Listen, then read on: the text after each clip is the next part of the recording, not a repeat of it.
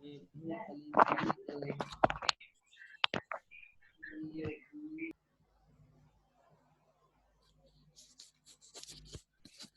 आज का जो हमारा लेक्चर है, लेक्चर नंबर 5, इलेक्ट्रिक फ्लक्स के बारे में हम पढ़ेंगे इसमें। तो इस लेक्चर में आप सीखेंगे कि वेक्टर एरिया क्या होता है, इलेक्ट्रिक फ्लक्स क्या है, डिपेंडेंस ऑफ इलेक्ट्रिक फ्लक्स यानी इलेक्ट्रिक फ्लक्स किन फैक्टर्स पे डिपेंड करता है, मैक्सिमम फ्लक्स कब होगा, मिनिमम फ्लक्स कब होगा, और अगर कोई एंगल बन रहा है थीटा तो उस टाइम फ्लक्स कैसे हम कैलकुलेट करेंगे। तो इलेक्ट्रिक फ्लक्स की तरफ जाने से पहले हम वेक्टर एरिया के बारे में पढ़ते हैं। आपको वेक्टर एरिया के बारे में पता होना चाहिए। तो जो वेक्टर एरिया है, it is the physical quantity whose magnitude is equal to the area of surface and whose direction is along the direction of outward normal. यानी अगर आपने किसी भी सरफेस का वेक्टर एरिया लेना है, उसका मैग्नीट्यूड वही होगा जो उसका एरिया है सरफेस का। फर्ज करें अगर आपके पास एरिया है 1 मीटर स्क्वायर, तो वेक्टर एरिया का मैग्नीट्यूड 1 मीटर स्क्वायर ही होगा, लेकिन उसकी जो डायरेक्शन है वो उस एरिया के नॉर्मल होगी, यानी उस एरिया पे परपेंडिकुलर होगी। जैसा कि आपको स्क्रीन पे नजर आ रहा होगा कि हमने एक सर्कल लिया हुआ है, उसका वेक्टर एरिया देख रहे हैं। तो सरफेस एरिया ए है, यानी उसका जो एरिया ए है उसका मैग्नीट्यूड, और उसका जो वेक्टर एरिया है उसके लिए हमने एक अपवर्ड की तरफ एक वेक्टर ड्रा किया हुआ है, जो ये शो कर रहा है कि ये वेक्टर एरिया है।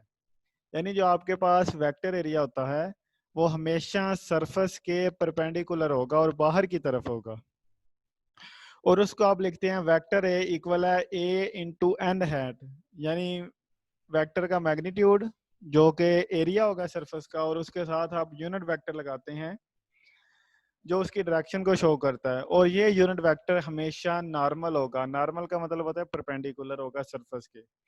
Where A N is called vector area and whose magnitude is a and its direction is along the direction of outward normal to the surface। तो अगर आपके पास कोई एक क्यूब हो, तो उसका अगर आपने वेक्टर एरिया लेना है, तो देखिए आप सरफेस के ऊपर एक नॉर्मल ड्रा करेंगे, जैसे कि आपको नजर आ रहा है कि ऊपर वाली सरफेस का वेक्टर एरिया ऊपर की तरफ है, जो सामने वाली वेक्टर सरफेस है, सामने वाली सरफेस का वेक्टर एरिया हमारी तरफ है, राइट साइड वाली जो सरफेस है उसका वेक्टर एरिया राइट तरफ है। यानी जिस भी सरफेस का आपने वेक्टर एरिया लेना है उसके ऊपर आप एक परपेंडिकुलर ड्रा करेंगे, और परपेंडिकुलर की डायरेक्शन उस एरिया की डायरेक्शन को शो करेगी, तो उसे हम कहते हैं वेक्टर एरिया। तो वेक्टर एरिया किसी भी सरफेस का एरिया होता है जिसका मैग्नीट्यूड उसके एरिया के इक्वल होता है और उसकी डायरेक्शन हमेशा परपेंडिकुलर होगी। तो अब हम बात करते हैं इलेक्ट्रिक फ्लक्स की। तो उसकी डेफिनेशन आप कर सकते हैं, number of field lines passing through certain area element is called electric flux through that area. Electric field line के बारे में आप पढ़ चुके हैं कि इसका आइडिया माइकल फैराडे ने दिया था, और ये इमेजिनरी लाइंस हैं। तो इलेक्ट्रिक फ्लक्स आपके पास है किसी भी एरिया में से नंबर ऑफ फील्ड लाइन कितनी पास कर रही हैं, वो आपके पास इलेक्ट्रिक फ्लक्स होगा। जैसे कि आपको स्क्रीन पे नजर आ रहा है, नंबर ऑफ फील्ड लाइन नीचे से ऊपर की तरफ जा रही हैं, और आपने दो एरिया लिए हुए हैं, एक ए है और दूसरा बी है। एरिया का जो मैग्नीट्यूड है वो दोनों केसेस में सेम है, लेकिन देखें जो एरिया ए है उसमें से नंबर ऑफ फील्ड लाइन 4 हैं, और बी में आपके पास नंबर ऑफ फील्ड लाइन 2 हैं। तो क्योंकि इलेक्ट्रिक फ्लक्स आपके पास है number of field line passing through certain area element, तो ए में से फ्लक्स ज्यादा है क्योंकि उसमें से 4 लाइंस पास हो रही हैं, और बी में से फ्लक्स कम है क्योंकि उसमें से 2 लाइंस पास हो रही हैं। यहाँ इसकी डेफिनेशन आप इस तरह भी कर सकते हैं, scalar product of electric field intensity ई, जिसे आपने पढ़ा था कि फोर्स पर यूनिट चार्ज होती है, और vector area A is called electric flux. Scalar product या डॉट प्रोडक्ट आप पढ़ चुके हैं, ये दो वेक्टर का एक ऐसा प्रोडक्ट होता है जिसका आंसर एक स्केलर क्वांटिटी आती है। तो इलेक्ट्रिक फील्ड इंटेंसिटी भी आपके पास वेक्टर है और वेक्टर एरिया है, तो दोनों का जो स्केलर प्रोडक्ट है वो आपके पास इलेक्ट्रिक फ्लक्स कहलाता है। तो आप लिख सकते हैं फाई से आप इसे डिनोट करते हैं, तो फाई इक्वल होगा ई डॉट ए। तो जैसे कि आपने पढ़ा था ए डॉट बी इक्वल है A B cos of theta, इसी तरह ई डॉट ए इक्वल होता है E A cos of theta, where theta is the angle between E and A. तो अब अगर आप इसके एसआई यूनिट की बात करें, तो इलेक्ट्रिक फील्ड इंटेंसिटी का यूनिट आपने पढ़ा था न्यूटन पर कूलम होता है, और एरिया का यूनिट आपके पास होता है मीटर स्क्वायर। तो जब आप न्यूटन पर कूलम इंटू मीटर स्क्वायर लिखेंगे तो आपके पास यूनिट आ जाएगा न्यूटन मीटर स्क्वायर पर कूलम। तो इलेक्ट्रिक फ्लक्स आपके पास है number of field lines passing through a certain area element, यानी किसी भी एरिया में से नंबर ऑफ लाइन कितनी पास हो रही हैं। नंबर ऑफ लाइन जितनी ज्यादा पास हो रही होंगी फ्लक्स उतना ही ज्यादा होगा, और नंबर ऑफ लाइन जितनी कम होंगी फ्लक्स उतना ही कम होगा।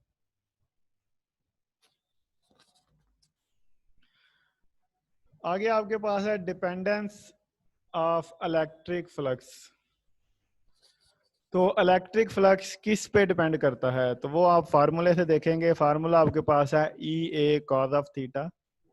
तो इसमें तीन फैक्टर हैं, पहला आपके पास है इलेक्ट्रिक फील्ड इंटेंसिटी, दूसरा एरिया और तीसरा है एंगल थीटा। तो ये तीन फैक्टर पे डिपेंड करता है, electric field intensity, area of surface और ओरिएंटेशन ऑफ सरफेस। ओरिएंटेशन का मतलब होता है एंगल क्या बन रहा है। तो अगर आप डायग्राम में देखें तो आपके पास एक सरफेस है जिसके ऊपर आपने एक परपेंडिकुलर ड्रा किया है ए। तो ए और ई के दरमियान जो एंगल है वो आपके पास थीटा है। तो इलेक्ट्रिक फ्लक्स में जो हम एंगल लिखते हैं ना थीटा, ये वेक्टर एरिया और इलेक्ट्रिक फील्ड इंटेंसिटी के दरमियान में होता है। यानी जो आपने किस सरफेस के ऊपर परपेंडिकुलर ड्रा किया हुआ है उसके दरमियान और इलेक्ट्रिक फील्ड इंटेंसिटी के दरमियान जो एंगल होता है वो थीटा होता है। तो इस तरह ये आपके पास डिपेंड करता है electric field intensity, area of surface और ओरिएंटेशन ऑफ सरफेस। यानी किसी भी सरफेस का जो वेक्टर एरिया है वो इलेक्ट्रिक फील्ड इंटेंसिटी के साथ एंगल क्या बना रहा है, तो इस पे ये डिपेंड करता है कि आपके पास इलेक्ट्रिक फ्लक्स क्या होगा। बेटा यहाँ तक बात समझ आ गई है? Yes sir. ठीक है, तो अभी सिर्फ हमने जी ये सर आ गई। जी अच्छी बात है। तो अभी तक हमने सिर्फ ये पढ़ा कि इलेक्ट्रिक फ्लक्स क्या है, कि number of field line passing through certain area element, और उसका फार्मूला है E A cos of theta, उसका यूनिट है न्यूटन मीटर स्क्वायर पर कूलम, और वो डिपेंड किन फैक्टर पे करता है, electric field intensity, vector area और उनके दरमियान जो एंगल बनता है।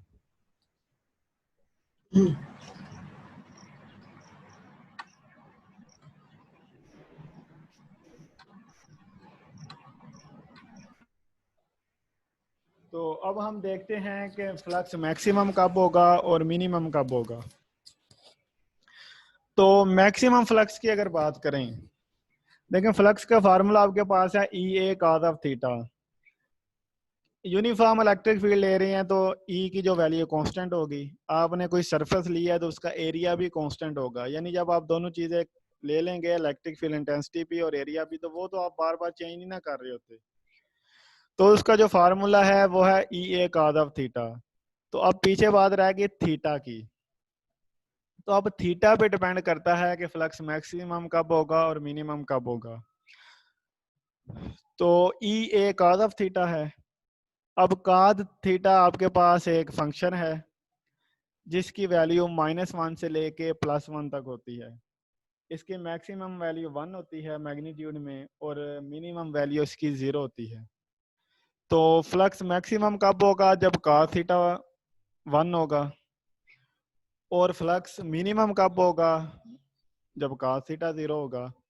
तो मैक्सिमम फ्लक्स के लिए हम कहते हैं कि when area is held perpendicular to electric intensity then electric flux will be maximum. क्योंकि अगर आप एरिया को परपेंडिकुलर रखते हैं, ये सरफेस एरिया की बात हो रही है, वेक्टर एरिया की नहीं। तो अगर आप सरफेस एरिया को परपेंडिकुलर रखते हैं तो जितनी भी लाइंस आ रही होंगी वो सारी की सारी उस एरिया में से पास होके गुजरेंगी। तो इस केस में आपके पास वेक्टर एरिया और इलेक्ट्रिक फील्ड इंटेंसिटी ये पैरेलल होंगे। सरफेस एरिया और इलेक्ट्रिक फील्ड इंटेंसिटी परपेंडिकुलर हैं, लेकिन वेक्टर एरिया और इलेक्ट्रिक फील्ड इंटेंसिटी आपस में पैरेलल हैं, क्योंकि जो आपके पास वेक्टर एरिया है वो भी सरफेस के परपेंडिकुलर है। तो जिस डायरेक्शन में आपके पास इलेक्ट्रिक फील्ड लाइन जा रही हैं उसी डायरेक्शन में आपके पास वेक्टर एरिया भी है। तो अगर आप सरफेस एरिया को परपेंडिकुलर रखते हैं इसका मतलब है जो वेक्टर एरिया है वो इलेक्ट्रिक फील्ड इंटेंसिटी के पैरेलल होगा, और दो पैरेलल वेक्टर के दरमियान जो एंगल होता है वो 0 डिग्री होता है। ये आप फर्स्ट ईयर में पढ़ चुके हैं कि पैरेलल वेक्टर के दरमियान एंगल 0 होता है, एंटी पैरेलल के दरमियान 180 होता है और परपेंडिकुलर के दरमियान 90 होता है। तो इस केस में वेक्टर एरिया और इलेक्ट्रिक फील्ड इंटेंसिटी के दरमियान एंगल 0 डिग्री होगा। तो फ्लक्स है phi equal E dot A cos of theta, और थीटा आपके पास 0 डिग्री है, cos 0 हो गया, और cos 0 आपके पास होता है 1, तो फाई इक्वल आ जाएगा ई ए इंटू 1, तो फ्लक्स आ जाएगा ई ए। तो ये आपके पास मैक्सिमम फ्लक्स है। तो फ्लक्स मैक्सिमम कब होता है? जब आपके पास surface area electric field intensity के परपेंडिकुलर होगा और वेक्टर एरिया और इलेक्ट्रिक फील्ड इंटेंसिटी आपस में पैरेलल होंगे।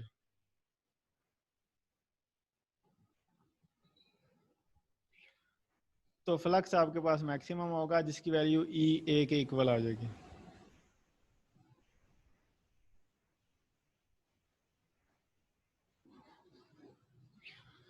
तो इसके बाद हम देखते हैं कि फ्लक्स मिनिमम कब होगा। When area is held parallel to electric intensity, then electric flux will be minimum, जो कि 0 के इक्वल होगा। तो मिनिमम फ्लक्स तब होगा जब आपने सरफेस एरिया को इलेक्ट्रिक फील्ड इंटेंसिटी के पैरेलल रखा है। तो डायग्राम में आप देख सकते हैं कि इलेक्ट्रिक फील्ड इंटेंसिटी और एरिया पैरेलल हैं, लेकिन वेक्टर एरिया और इलेक्ट्रिक फील्ड इंटेंसिटी आपस में परपेंडिकुलर हैं। तो हमने जो एंगल देखना होता है वो हमेशा वेक्टर एरिया और इलेक्ट्रिक फील्ड इंटेंसिटी में देखते हैं। तो इस केस में आपके पास सरफेस एरिया तो पैरेलल है, लेकिन उसका जो वेक्टर एरिया है वो परपेंडिकुलर है।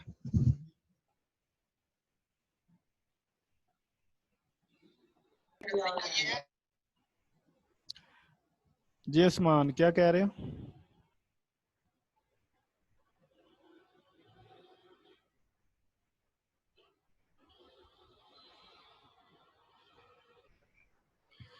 नहीं सर जी, वो बस वो उधर दूसरा मोबाइल ऑन था। अच्छा सॉरी सर। ठीक, कोई बात नहीं। तो मिनिमम फ्लक्स के लिए आपने सरफेस एरिया को पैरेलल रखना है। तो जब आप सरफेस एरिया को पैरेलल रखेंगे तो वेक्टर एरिया परपेंडिकुलर हो जाएगा। देखिए वेक्टर एरिया ऊपर को है, इलेक्ट्रिक फील्ड इंटेंसिटी इस तरफ आ रही है, तो आपके पास दोनों के दरमियान एंगल 90 डिग्री बनेगा। तो फाई आपके पास है ई डॉट ए, तो वो इक्वल आ जाएगा E A cos of theta. अब थीटा आपके पास है 90 डिग्री और कॉस 90 आपके पास हो गया 0, तो फ्लक्स भी आपके पास हो जाएगा 0। क्योंकि देखिए आपको डायग्राम में भी नजर आ रहा है कि कोई भी इलेक्ट्रिक फील्ड लाइन एरिया में से पास ही नहीं हो रही, क्योंकि यहाँ तो इलेक्ट्रिक फील्ड लाइन उसके ऊपर से गुजरेंगी या नीचे से गुजरेंगी, एरिया के अंदर में से कोई इलेक्ट्रिक फील्ड लाइन नहीं गुजरेगी। तो जब आपने इसकी डेफिनेशन पढ़ी है कि number of field line passing through a certain area element, तो क्योंकि एरिया में से कोई लाइन पास ही नहीं हो रही, जब पास नहीं होगी तो आपके पास फ्लक्स भी क्या हो जाएगा 0, तो ये आपके पास मिनिमम फ्लक्स आ जाएगा। तो ये बात आपने याद रखनी है। मैक्सिमम फ्लक्स कब होगा? जब वेक्टर एरिया पैरेलल है लेकिन सरफेस एरिया परपेंडिकुलर है। इसी तरह मिनिमम फ्लक्स कब होगा? जब सरफेस एरिया पैरेलल है लेकिन वेक्टर एरिया परपेंडिकुलर है, तो फ्लक्स 0 होगा। अब हम बात करते हैं कि electric flux when area is inclined at an angle theta. पहले हमने दो केस लिए, एक में हमने एरिया को परपेंडिकुलर रख दिया, दूसरे में पैरेलल रख दिया। लेकिन तीसरे केस में हम देखेंगे कि हम ना तो उसको पैरेलल रखेंगे ना परपेंडिकुलर, बल्कि किसी एंगल के साथ रखेंगे। तो डायग्राम में आपको नजर आ रहा है कि सरफेस का जो वेक्टर एरिया है वो सरफेस के परपेंडिकुलर है और इलेक्ट्रिक फील्ड लाइन लेफ्ट से राइट की तरफ जा रही हैं। अब हमने फ्लक्स कैलकुलेट करना है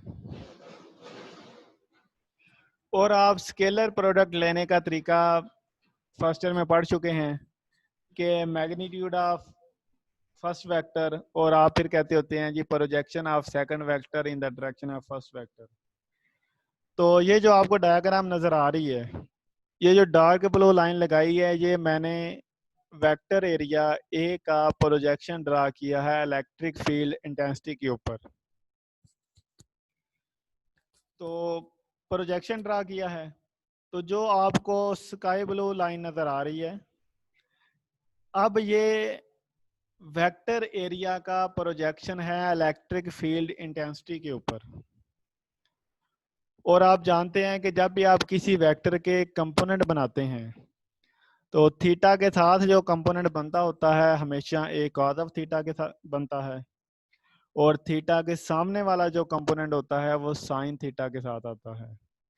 तो ये जो हमने कंपोनेंट लिया है इलेक्ट्रिक फील्ड इंटेंसिटी की डायरेक्शन में थीटा के साथ, तो ये आपके पास आ जाएगा ए कॉस ऑफ थीटा। तो इलेक्ट्रिक फ्लक्स को आप लिख सकते हैं फाई इक्वल है E into projection of vector area on electric field intensity. तो वो प्रोजेक्शन आपके पास है ए कॉस ऑफ थीटा,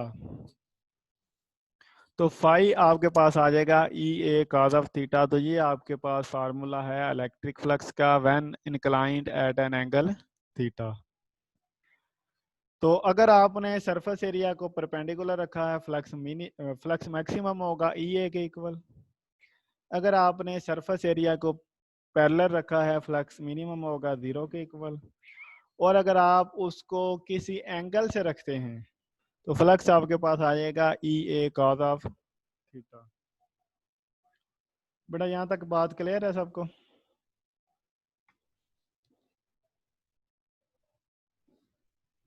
जी बेटा, यस सर। कोई क्वेश्चन हो तो पूछ लें, या इसको एक बार रिपीट कर लेते हैं दोबारा।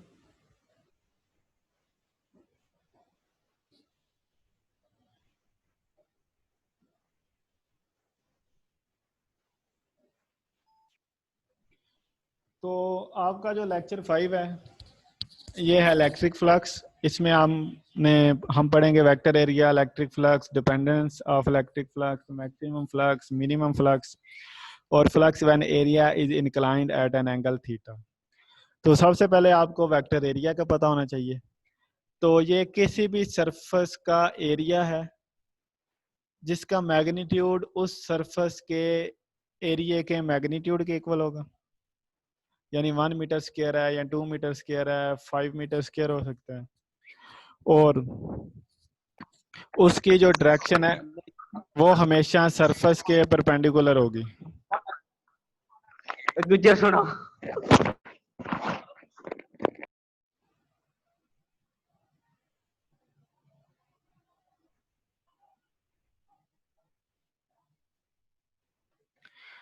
तो उसकी जो डायरेक्शन है हमेशा सरफेस के परपेंडिकुलर होगी। तो वेक्टर एरिया इक्वल है A N hat. N hat आपके पास यूनिट वेक्टर है जो कि सरफेस के परपेंडिकुलर होगा और उस वेक्टर की डायरेक्शन को शो करेगा।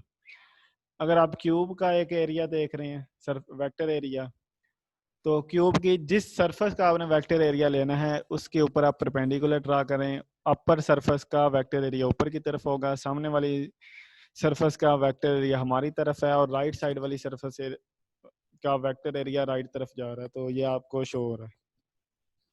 तो इलेक्ट्रिक फ्लक्स आपके पास है number of field line passing through certain area element is called electric flux through that area. तो किसी भी एरिया में से नंबर ऑफ फील्ड लाइन जो पास हो रही हैं उसको आप कहते हैं इलेक्ट्रिक फ्लक्स। एरिया ए और बी नजर आ रहा है, दोनों का एरिया एक जैसे हैं, लेकिन एरिया ए में से नंबर ऑफ फील्ड लाइन 4 हैं, तो इसमें से जो इलेक्ट्रिक फ्लक्स होगा न्यूटन मीटर स्क्वायर पर कूलम वो 4 होगा, और बी में से 2 नंबर ऑफ फील्ड लाइन है उसमें से फ्लक्स ए की निस्बत कम है। यहाँ पे इसे कह सकते हैं scalar product of electric field intensity E and vector area A is called electric flux. तो स्केलर प्रोडक्ट या उसे आप डॉट प्रोडक्ट भी कहते हैं, तो वो इक्वल होगा ई डॉट ए के, और ए डॉट बी इक्वल होता है A B cos of theta, तो इसलिए ई डॉट ए इक्वल आ जाएगा E A cos of theta, और थीटा ई और ए के दरमियान एंगल है। और इसका जो ऐसा यूनिट है वो आपके पास बनेगा न्यूटन मीटर स्क्वायर पर कूलम, क्योंकि इलेक्ट्रिक फील्ड इंटेंसिटी का यूनिट है न्यूटन पर कूलम और एरिया का यूनिट है मीटर स्क्वायर।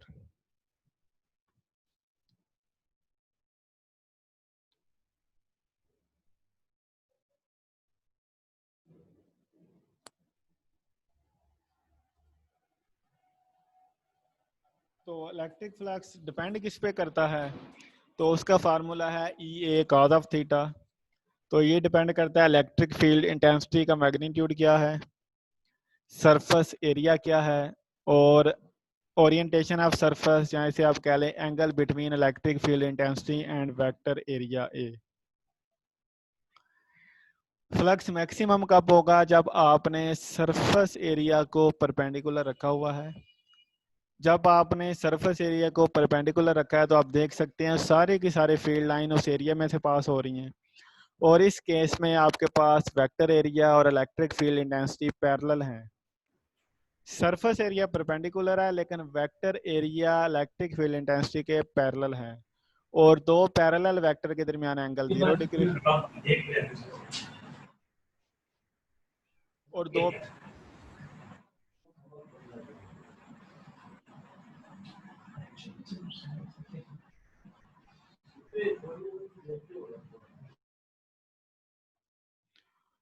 दो पैरेलल वेक्टर के दरमियान एंगल 0 डिग्री होता है। तो फाई इक्वल है ई dot A, E A cos of theta, theta 0 है तो कॉस 0 आपके पास होता है 1। तो फ्लक्स आ जाएगा फाई इक्वल है ई ए के, जो कि मैक्सिमम है। मिनिमम फ्लक्स या जीरो फ्लक्स कब होगा, अगर आप सरफेस एरिया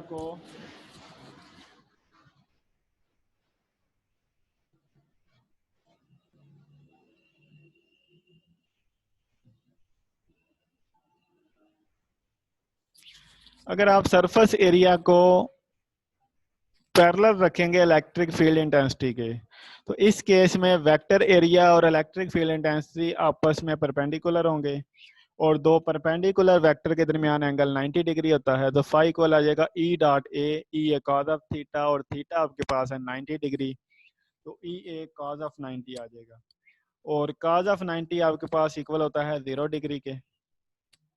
तो फाई इक्वल आ जाएगा 0, यानी फ्लक्स मिनिमम या जीरो फ्लक्स आप इसे कह सकते हैं। तो तीसरा केस हमारे पास है electric flux when area is inclined at an angle theta.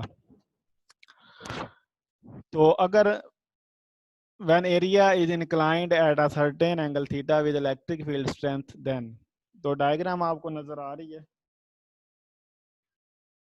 तो हमने प्रोजेक्शन लेना है